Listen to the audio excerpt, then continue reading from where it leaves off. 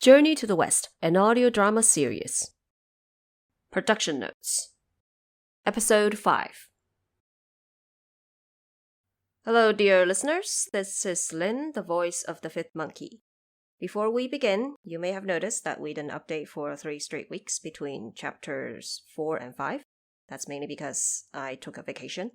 And that's also kind of why we never promised on any update frequency. We just cannot guarantee anything given how small the team is. And when we say we are a multinational team, we mean no 2 members in the team even live in the same time zone. So how fast we can produce the next episode depends on a lot of factors.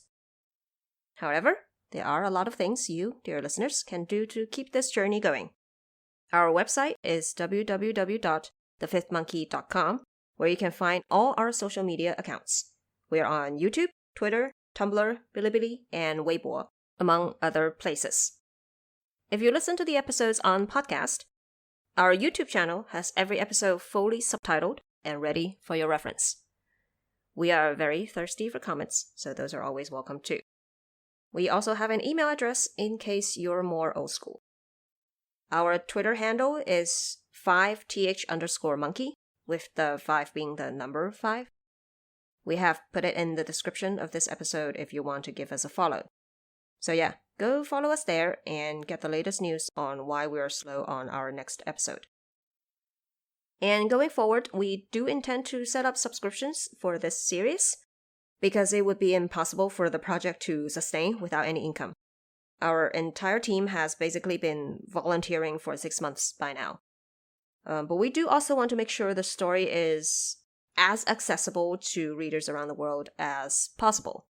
So the subscription would not be very costly. We're aiming at about $3 per month. And we only intend to make the latest episode locked. Which means as soon as the next episode comes out, whenever that is, the previous episode will be publicly available. That's the plan, and Chapter 6 would be the first chapter that requires subscription to have early access. Just as a test run, we will upload Chapter 6 Part 1 about a week from whenever this episode comes out, but only for subscribers. For non-subscribers, you will just have to wait until Part 2 comes out to get free access to Part 1. I hope I explained it clearly. And you may also remember that we have a Patreon page. Right now, all our patrons, regardless of tier, already have early access, plus some other perks. So that won't change. If you feel like contributing to the project a little more, you're more than welcome to become a patron. You have heard me giving shoutouts to patrons before. The next one could be you. So to summarize, 1, follow us on social media if you want the latest updates or to interact with the team. And 2, the project will set up paid subscription soonish. You're welcome to either contribute or simply wait a little longer for the next episode.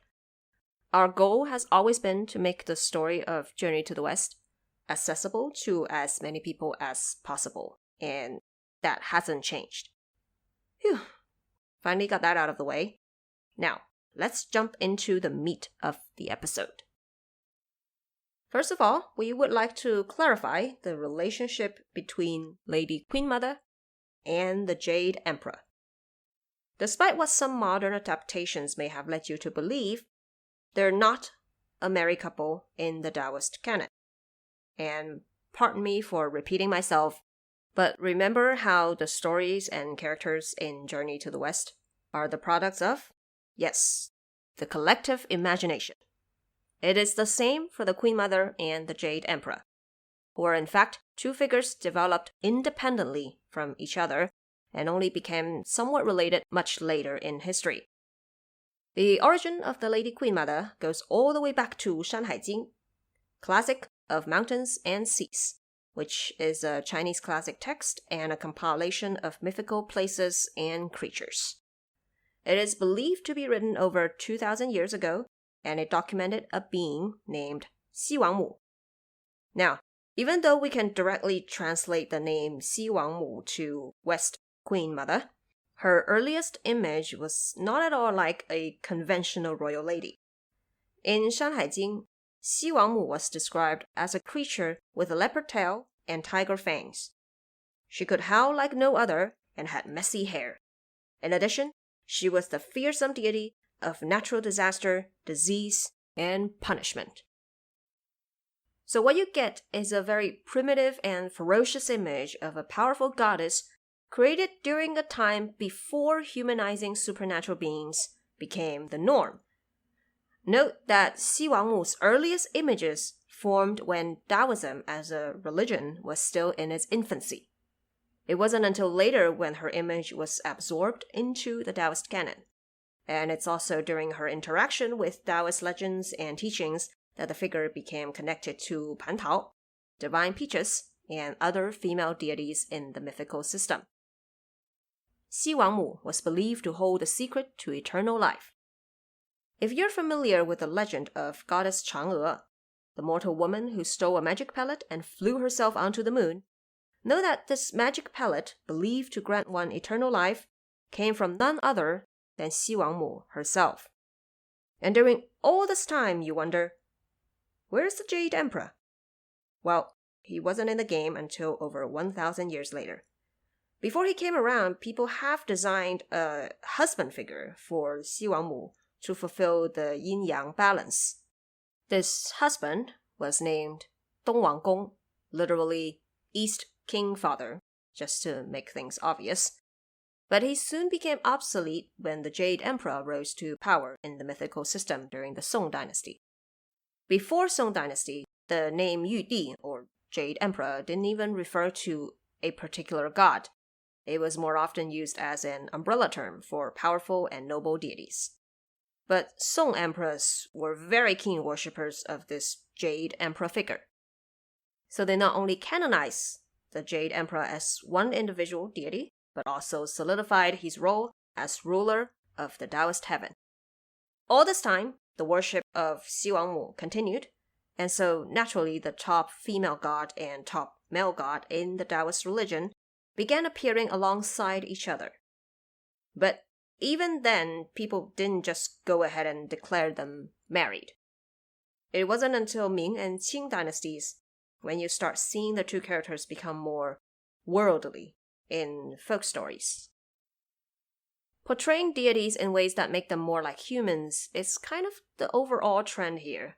So gods would go from distant, primitive, frightening creatures to very conventional matriarchal or patriarchal figures. This is why somehow 西王母 became 王母娘娘, or Lady Queen Mother, who may or may not be the Jade Emperor's wife or sister, and may or may not have enforced a taboo against gods falling in love with humans.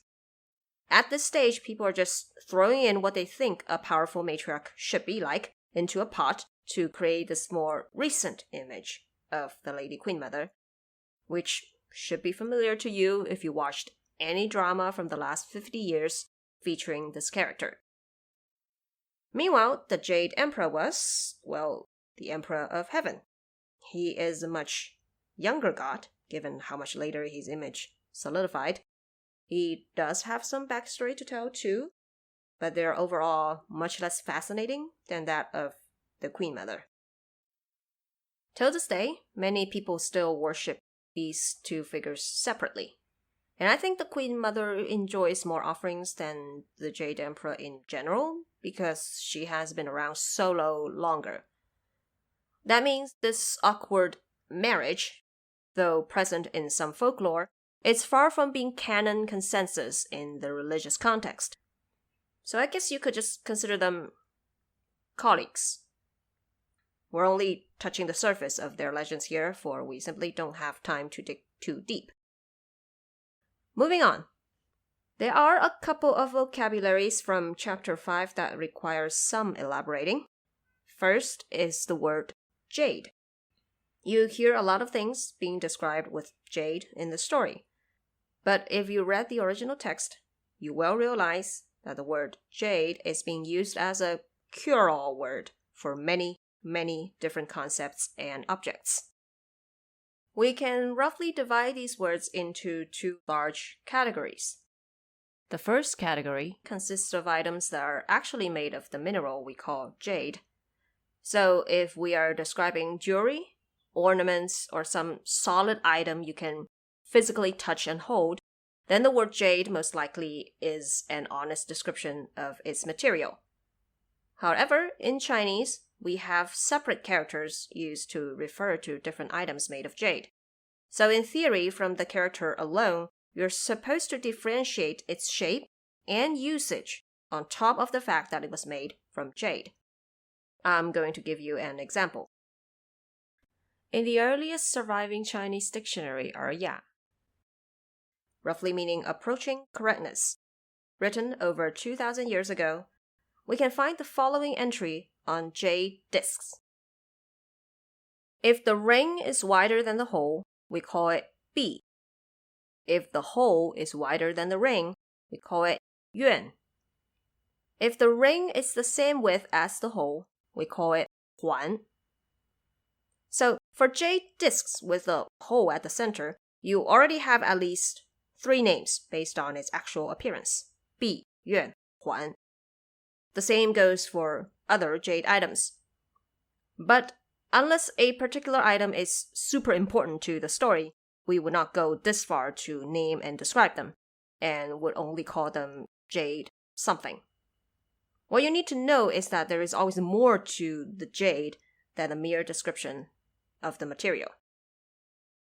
And the second category of words consists of everything else, meaning anything that's described with jade but not actually made of jade.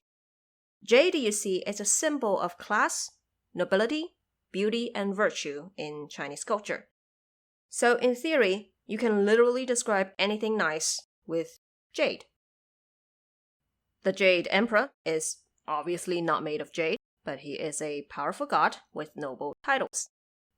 A jade girl is also not made of jade, but a beautiful, young, and possibly divine virgin. The jade liquid is not jade liquefied, but divine wine made by and for gods. And so on. Feel free to revisit previous chapters and see if you can figure out what each jade refers to.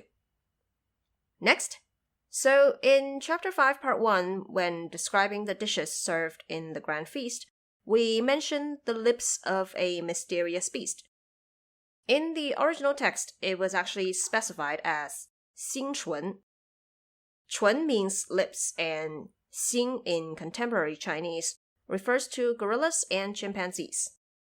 Yes, the animal, gorilla, and chimpanzee from Africa. But that's just modern Chinese, keep in mind. And in classic text, the character xing refers to a number of human-like creatures that may or may not be monkeys or apes that are endemic to the region. On top of that, there is no evidence suggesting that xingchun actually refers to the lips of apes. One theory suggests that xingchun, in fact, is made from the face of a type of deer, and the end product resembles the shape of an ape's lips. But we haven't been able to find conclusive documentation to prove that, which means we can't quite figure out what xingchun refers to exactly. But because it's a dish served to gods, we know it must be something rare and precious and probably not found in the human world. Hence, the lips of a mysterious beast. If you know what that is, please let us know. Moving on to the Tushita Palace. A couple of things. First, if you read the Yu and Jenner translations, you might notice that they often use the word elixir to refer to the divine products made by Laozi, something we call 金丹 in Chinese. But we felt elixir is more often associated with some sort of liquid or soup and doesn't quite fit what 金丹 is, which is golden pills or pellets in the shape of tiny balls. That's why we used pellet instead of elixir. 金丹 is solid, not liquid. Speaking of Tushita Palace, there was once a debate on how to pronounce the name of this place in Mandarin. The written name is not in dispute, but the second character is a heteronym.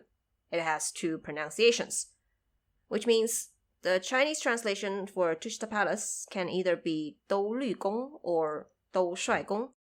But of course, given the fact that it's a transliteration of the Sanskrit word Tushita, it is now consensus that the place should be called 兜帅宫. And in Journey to the West, the Tushita Palace is located at the Griefless Heaven, 离恨天.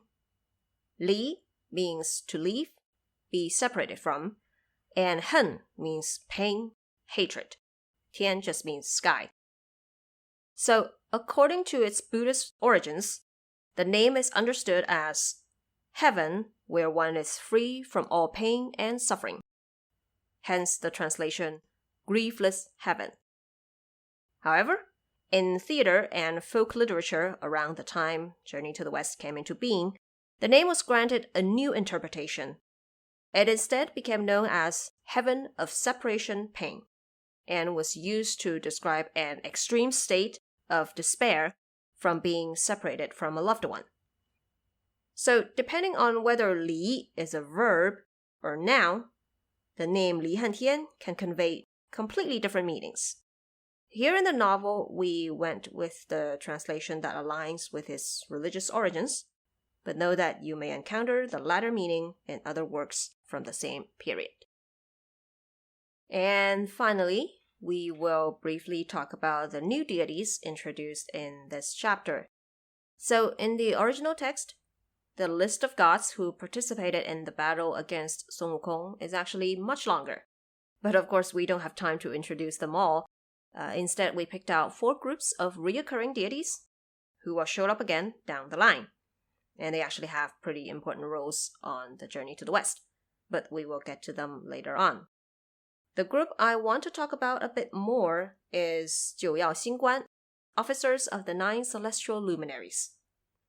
They in fact originated from Hinduism under the title of Navagla, roughly meaning 9 planets. And these 9 deities represent Sun, Moon, Mars, Mercury, Jupiter, Venus, Saturn, Rahu, and Ketu.